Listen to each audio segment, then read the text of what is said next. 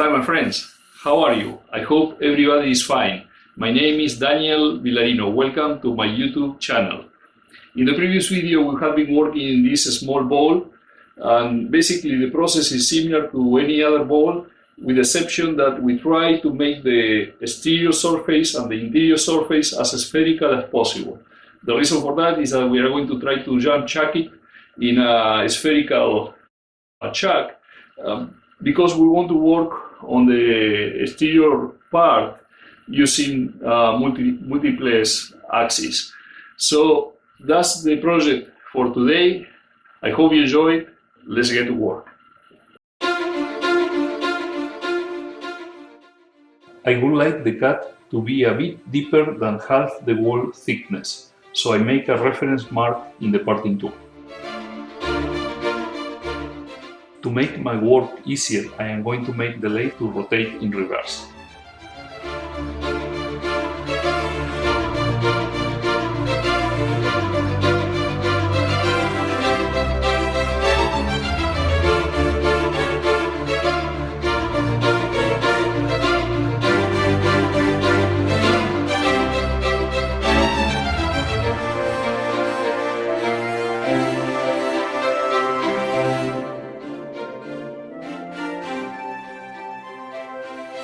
With a piece of wire bent like this, I can check the depth of the cut.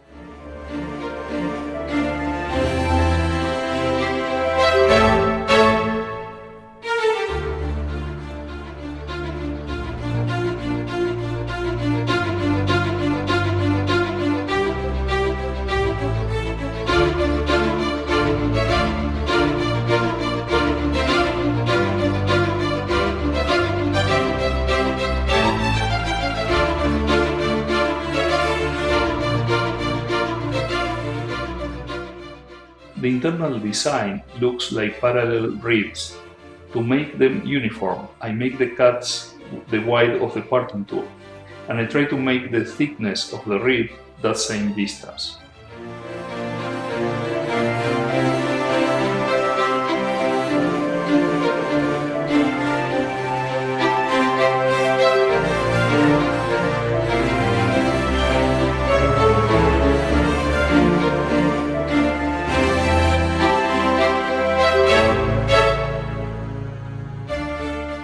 Previous to making each cut, I make sure to hone the sharp edge in the grinder. As you can see in the shavings, I am not pressuring against the wood too hard. I make it touch the wood, and then I let the tool to do this work nice and easy.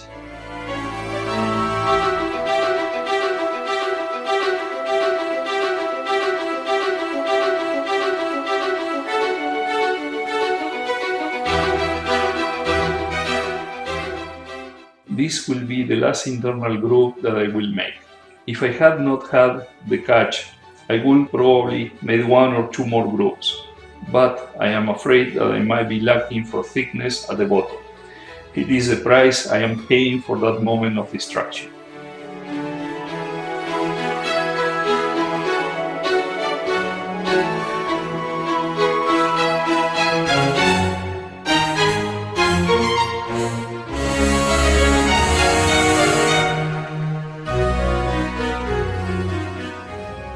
I use a diamond tip carbide cutter to slightly round the rib edges and to clean up the grooves interior.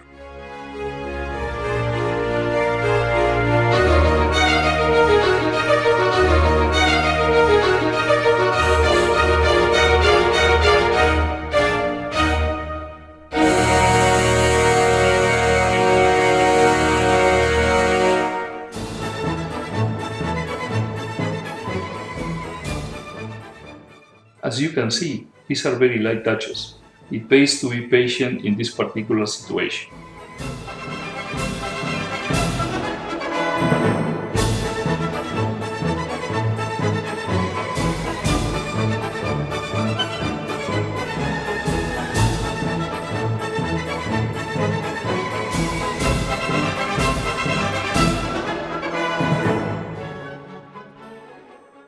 I fold a couple of times a small piece of sandpaper to smooth the ribs and also the grooves.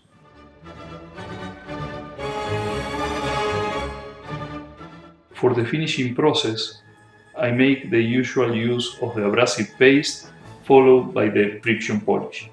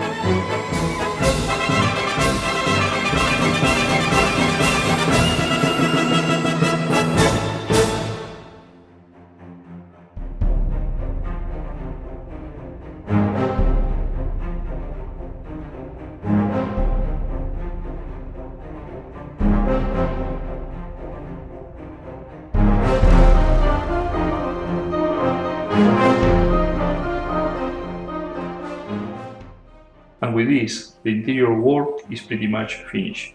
Now I will turn a spherical jump chuck that will fit in the interior of the ball.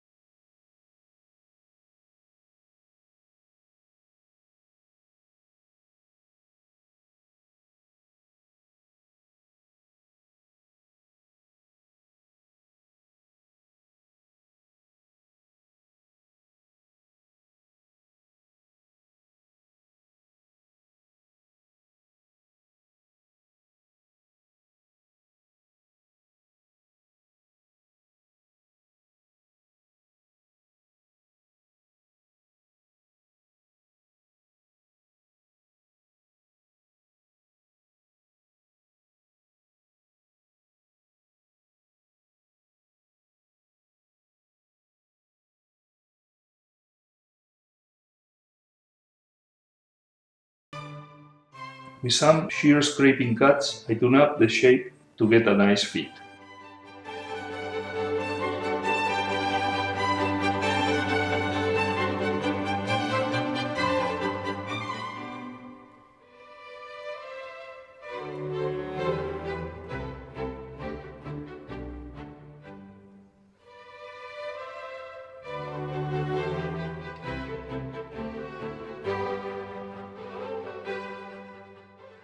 Without reaching the wood surface, I get the life center closer to have a reference point.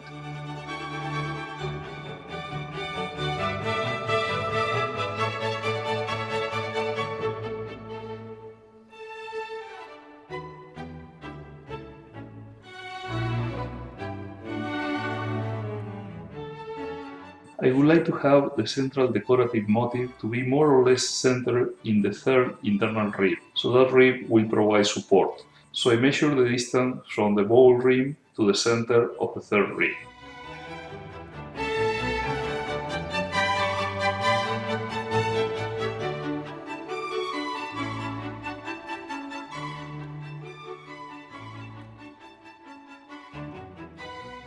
I keep adjusting the ball placement in the jump chuck until I am sure that the distance between the rim and the center of the life center is the one that I measured before.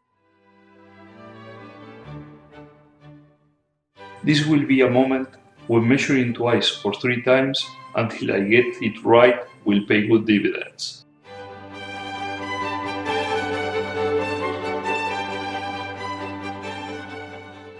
Once I am completely satisfied with the position, I trace a line all around the sphere jump chuck at the ball rim.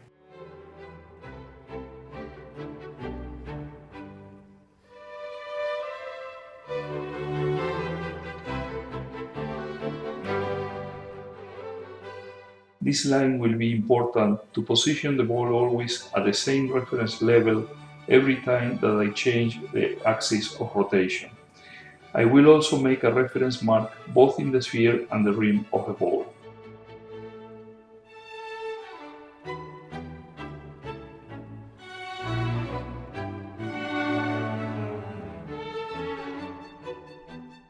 To make sure the ball will not fly and it will stay in the jump chuck, I use hot glue in 4 points of the sphere and the rim.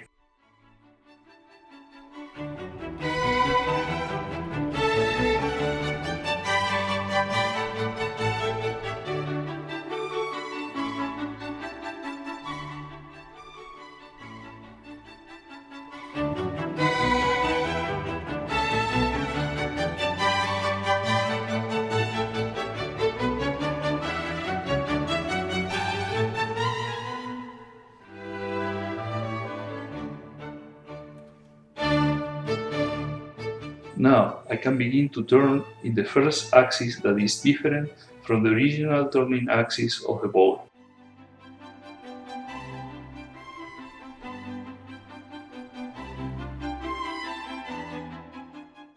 Once again, I want the cut depth to be slightly larger than half the ball thickness. That way, it will intersect with the grooves, leaving empty hollows.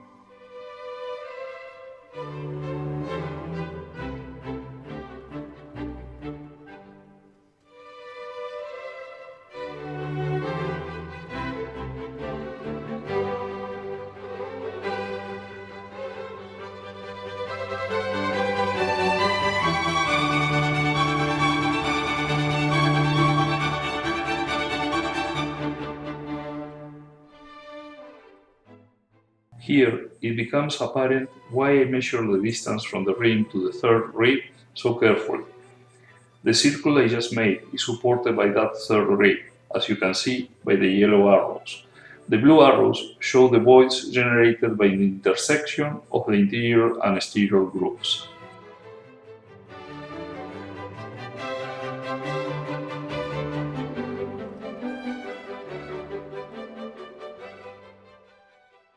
Now I proceed to make a second circular groove.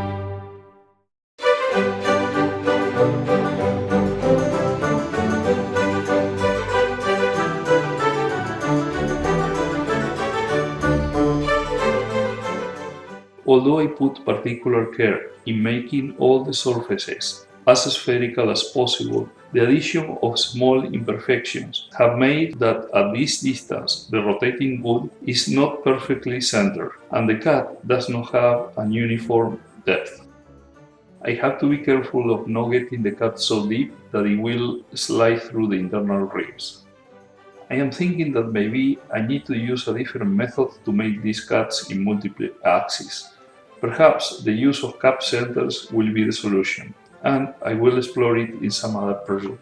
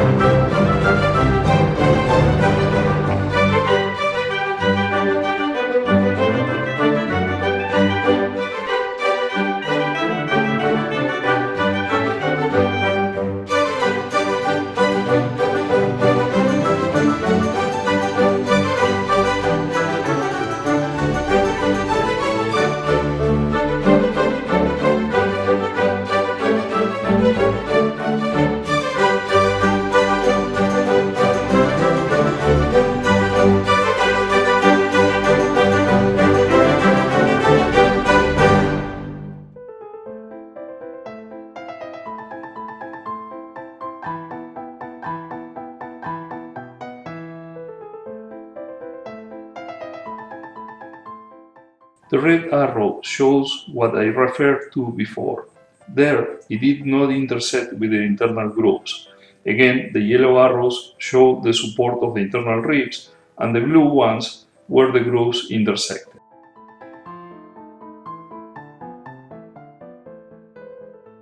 Now, I can cut off the glue, separate the ball from the jump chuck, and reposition it to make another set of grooves in a different axis.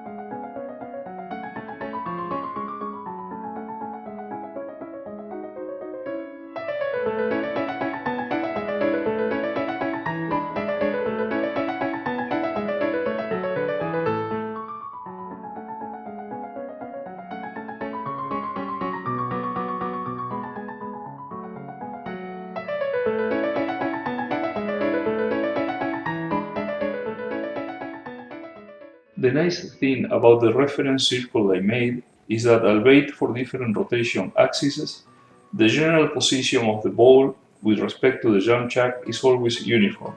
And even though there is a little bit of off-center situation, it occurs always in the same direction, giving the cuts a certain level of symmetry.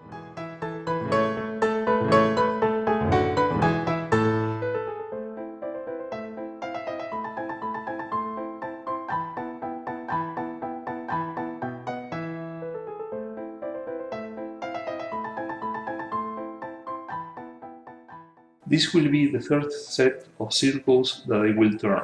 The video camera did not record when I did the second set, but the process is identical.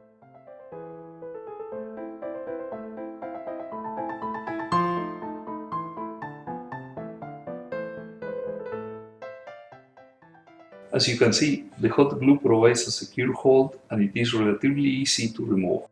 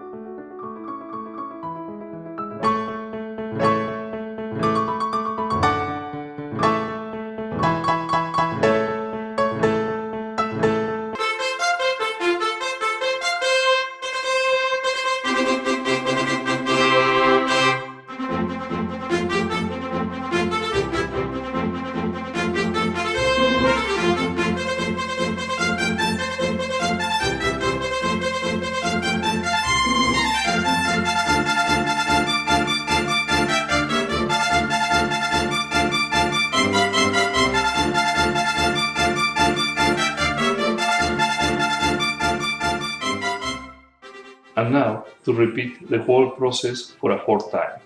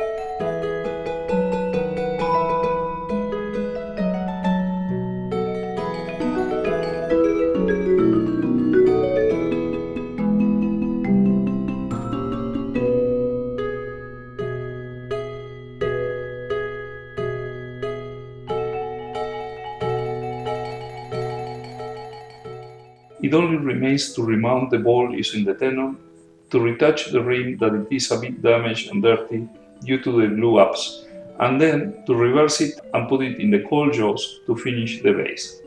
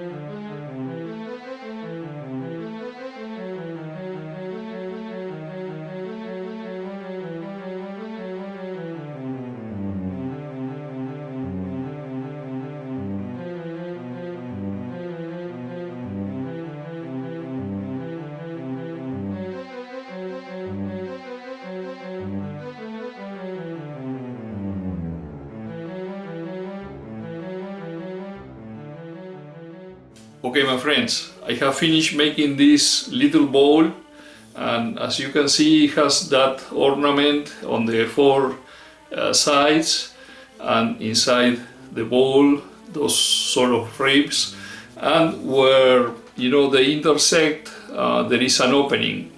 Now, I would have loved if the opening occurred in all the space up here as well, but it looks like when I jam this in the ball like that to make the off-center turning, the ball didn't reach the bottom of the ball, or something happened there that make that this surface here wasn't really in spherical, and so then there was some off-center situation there. The good thing was that because I traced a line on the border of the ball and the sphere, when I make the rotations, I always made them on the same line, and by doing so, then what happened is that the off-center situation occurred always in the same place, which was in the bottom, as you can see. So it still has a certain level of symmetry. I think it's a technique that is worth experimenting more. I am satisfied with the results. It could have been better, but this is the first time I do something like this, and it's really interesting. Also, one of the things that you have to consider is that this was a multiple axis turning.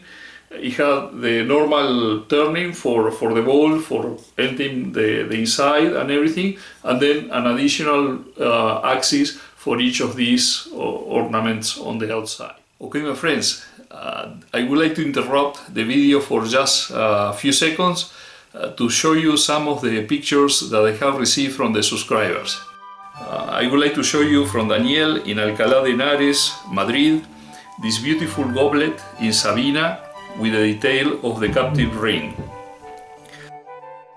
From Edelio in Florida, United States, I want to show you this hollow form in ambrosia maple with a segmented rim, and this other hollow form with a lead and finial. Spectacular work. From José Luis in Teruel, Spain, let me present this laminated fruit bowl in beech and jatoba, and the fruits in several different woods. Excellent work.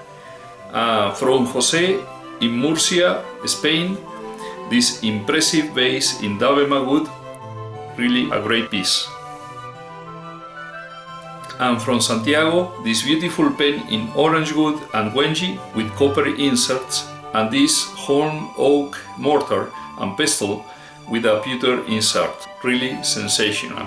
Okay, my friends, if you would like me to show your pictures in my videos, please don't forget to send them to the email address that appears in the description down below. If you can, also send some comments regarding the picture that you are sending, like for example, what type of wood you use, what type of finish, etc.